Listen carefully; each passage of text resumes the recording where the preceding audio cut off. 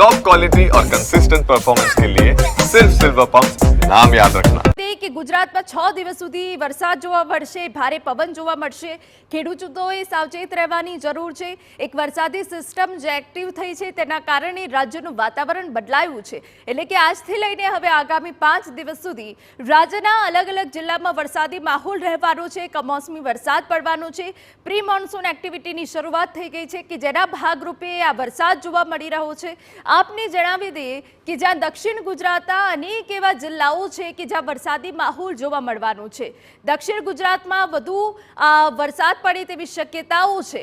હવે ગુજરાત પર ત્રાટકી શકે છે ચક્રવાત। દરિયામાં એક સિસ્ટમ જે મજબૂત થઈ છે અરબ સાગરમાં અને તેનાથી ગુજરાત પર વાવાઝોડાનું સંકટ તોડાઈ રહ્યું છે। વિસ્તારથી અમે આપને માહિતી આપી રહ્યા છે કે કમોસમી વરસાદ તો પડવાનો જ છે। દરિયામાં સિસ્ટમમાં તીવ્ર લો પ્રેશર બની રહ્યું છે અને આ લો પ્રેશર જો ડીપ ડિપ્રેશનમાં ફેરવાય છે તો ચક્રવાતનો ખતરો રહે છે। સિસ્ટમ ચક્રવાત બની શકે છે કેમ કે જેટલું લો પ્રેશર ડીપ બનતું જાય છે એટલો ચક્રવાત બને છે।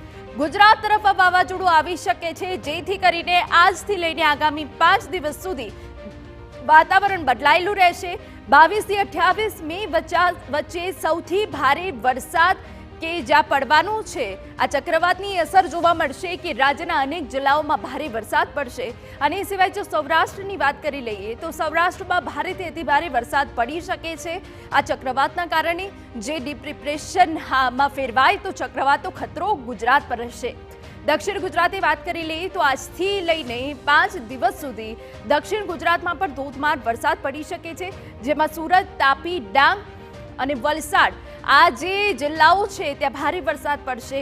કચ્છની વાત કરીએ તો કચ્છમાં પણ મુશળધાર વરસાદી આગાહી દેખાઈ રહી છે। કચ્છમાં પણ ક્યાંક ને ક્યાંક વાતાવરણ પલટાયું છે, જેની સીધી અસર જોવા મળી રહી છે। હવે આ જે ભારે વરસાદ પડશે એ 4 ઇંચ કરતાં વધુ વરસાદ પડી શકે છે તેવી વિગતો મળી રહી છે।